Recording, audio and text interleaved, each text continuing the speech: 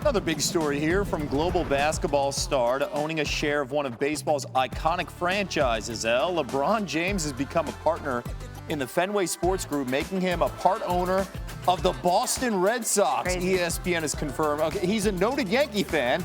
The news was first reported by the Boston Globe. The deal is contingent on Major League Baseball approving. Now, LeBron and Maverick Carter join a group that holds ownership stakes not only in the Red Sox, but also Liverpool, the football club across the pond, the defending Premier League champs, as well as partial stakes in NASCAR, Team Roush Fenway Racing, and Nesson. You know that network. I do. And the group was formed, by the way, 20 years ago. Yeah. They got their hands a little bit of everything. So does Brian Windhorst, who joins us now. I mean, you've known Bron since he was literally a kid from Akron. Big picture, what's the significance of him buying into the Red Sox? Yeah, El, this is a step in LeBron's direction to being the front man for professional sports ownership. Now, he has been in business with Fenway Sports Group for a decade now. He's owned 2% of Liverpool since 2011. And in that last decade, he has been focusing his off-court efforts for when he is after his career and he can go ahead and buy a team. Now, in today's day and age, when NBA teams are over $2 billion and many other professional sports teams are worth over $1 billion, you're going to need partners, even with all the money LeBron has made.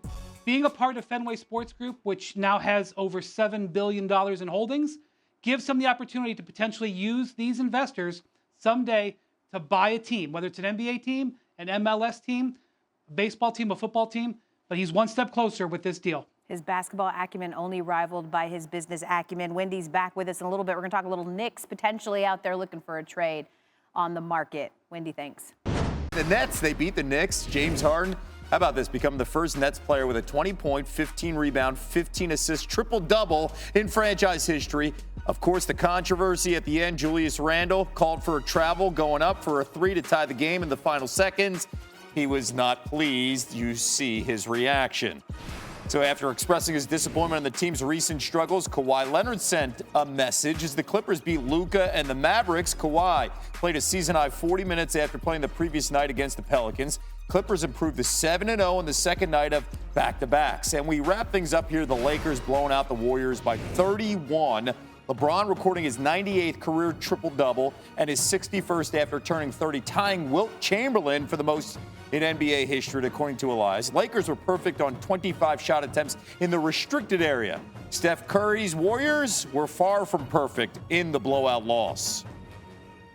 We got to play better. We have to develop a winning attitude every single night.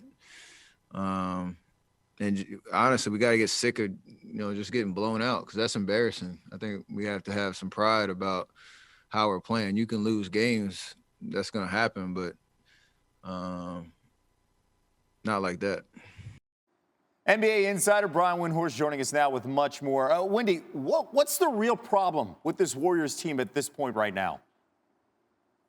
This is a tale as old as the NBA itself, Kevin. It's a team that's stuck in between competing with some veteran stars and switching over and playing young players. And that's what the Warriors are doing right now. They're playing lineups sometimes with 3 and 4 guys who are second year or younger. James Wiseman last night, for example, was minus 25 in the plus-minus. Jordan Poole, another one of their young guys, was like minus 19. Nico Mannion, minus 18. Look, they're not going to be like that every night.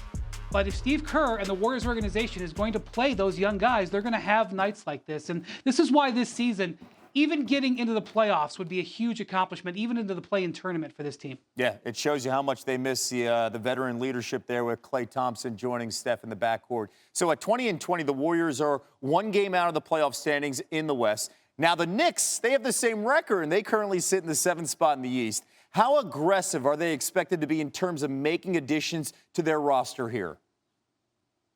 I never believed I would have said this in October, but they are buyers.